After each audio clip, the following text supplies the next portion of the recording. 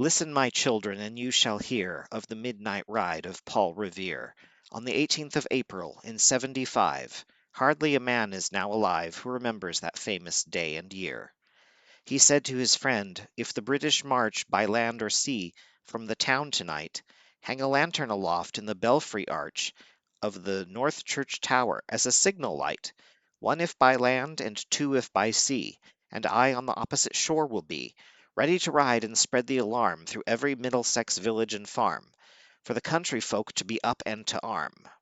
Then he said, "Good night," and with muffled oar silently rowed to the Charlestown shore. Just as the moon rose over the bay, where swinging wide at her moorings lay the Somerset, British man of war, a phantom ship, with each mast and spar across the moon like a prison bar, and a huge black hulk that was magnified by its own reflection in the tide. Meanwhile his friend through alley and street wanders and watches with eager ears, till in the silence around him he hears the muster of men at the barrack door, the sound of arms and the tramp of feet, and the measured tread of the grenadiers marching down to their boats on the shore.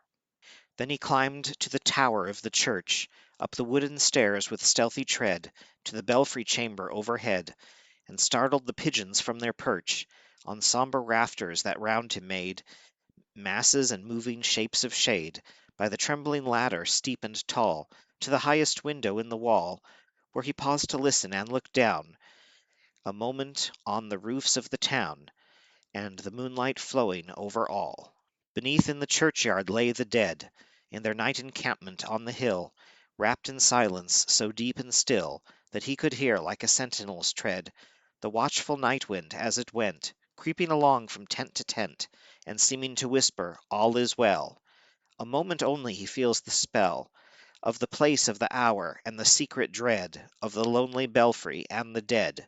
For suddenly all his thoughts are bent on a shadowy something far away, where the river widens to meet the bay, a line of black that bends and floats on the rising tide like a bridge of boats. Meanwhile, impatient to mount and ride, booted and spurred, with a heavy stride, on the opposite shore walked Paul Revere. Now he patted his horse's side, now gazed on the landscape far and near, then impetuous stamped the earth, and turned and tightened his saddle girth. But mostly he watched with eager search the belfry tower of the old North Church, as it rose above the graves on the hill, lonely and spectral and sombre and still. And lo, as he looks on the belfry's height, a glimmer and then a gleam of light. He springs to the saddle, the bridle he turns, but lingers and gazes, till full on his sight a second lamp in the belfry burns. A hurry of hoofs in a village street, a shape in the moonlight, a bulk in the dark, and beneath from the pebbles in passing a spark, struck out by a steed that flies fearless and fleet. That was all, and yet, through the gloom and the light, the fate of a nation was riding that night, and the spark struck out by that steed in his flight kindled the land into flame with its heat. He has left the village and mounted the steep, and beneath him, tranquil and broad and deep, is the mystic meeting the ocean tides, and under its alders that skirt its edge, now soft on the sand, now loud on the ledge, is heard the tramp of his steed as he rides. It was 12 by the village clock when he crossed the bridge into Medford town.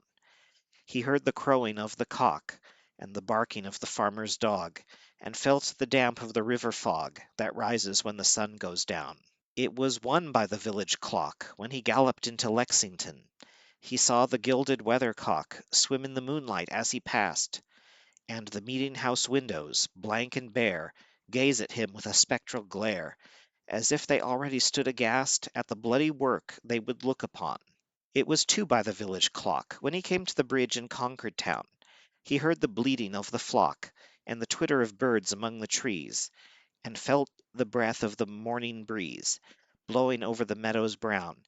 and one was safe and asleep in his bed, who at that bridge would be first to fall, who that day would be lying dead, pierced by a British musket ball. You know the rest, in the books you have read, how the British regulars fired and fled, how the farmers gave them ball for ball, from behind each fence and farmyard wall, chasing the redcoats down the lane, then crossing the fields to emerge again, under the trees at the turn of the road, and only pausing to fire and load.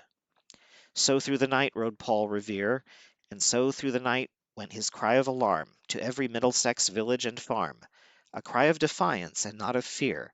a voice in the darkness, a knock at the door, and a word that shall echo for evermore. For, borne on the night wind of the past, through all our history to the last, in the hour of darkness and peril and need, the people will waken and listen to hear the hurrying of hoofbeats of that steed, and the midnight message of Paul Revere.